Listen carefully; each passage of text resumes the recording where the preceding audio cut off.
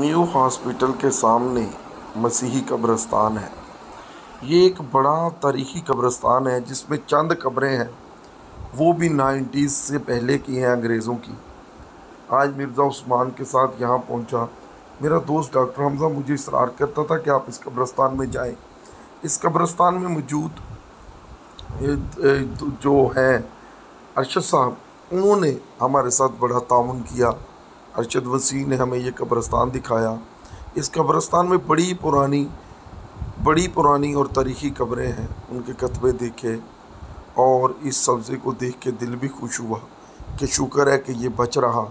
और अरशद ने एक बड़ा अजीबोगरीब दावा भी किया कि इस कब्रिस्तान में एक ऐसा फूल है जिसके नीचे उस कारीगर के बांधे गए हैं, हाथ दबाए गए हैं जिसने ताजमहल बनाया था। और हमने वो फूल भी देखा, वो भी वीडियो में आपको नज़र भी आएगा। ये कब्रों के कत्बे देखिए कितने पुराने तरीक़े, और इस कब्र के बारे में उसका दावा है कि इस पर बहुत शानदार पत्थर लगा है, सोना लगा था जो बाद में चोरी कर लिया गया। तो अरशद हमें बताता है कि बहुत सारे कारोबारी लोगों की इस पर नज़र भी है और मिर्ज़ा उस्मान कब्रों पर काम भी करता है। वो इस कब्रिस्तान को देख के बहुत खुश हुआ। ये अब हम वो फूल की तलाश में जा रहे हैं कि जहाँ इस फूल के बारे में दावा है कि ये फूल के नीचे उस कारीगर के हाथ, उस आर्किटेक्ट के हाथ हैं, दबाए गए हैं जिसको शाहजहाँ ने ताजमहल जिससे बनवाया था। बहरहाल ये एक क्लासिकल जगह है, तारीखी जगह है, न्यू हॉस्पिटल के बिल्कुल सामने। और इसमें मुख्तलिफ बड़ी पुरानी कब्रें हैं।